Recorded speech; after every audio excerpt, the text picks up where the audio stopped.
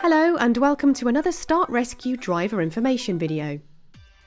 This time we'll show you how to change a windscreen wiper. Wiper blades wear out as the soft rubber deteriorates over time. Damage from sunlight, oil and debris all contribute to regular wear and tear. Before you begin taking your old blades off, check the vehicle handbook and make sure you buy the right replacements for your car. Your handbook will also tell you if your car has a service mode, usually activated by holding the wiper stalk down for a few seconds, which will put the wipers in the correct position for replacement. Next, lift up your wiper arms away from the car. Because they are spring-loaded, there will be some resistance at first, but once they're in the air, they should stay in position. Many car wipers have a U-hook connector, so turn the wiper 90 degrees and unclip it from the metal arm.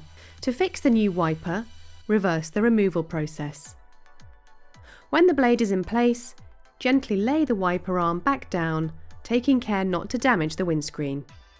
You should always check your vehicle handbook for any fault remedy before carrying out any work on your vehicle. If you are unsure of what is required to fix any problems, please consult a professional.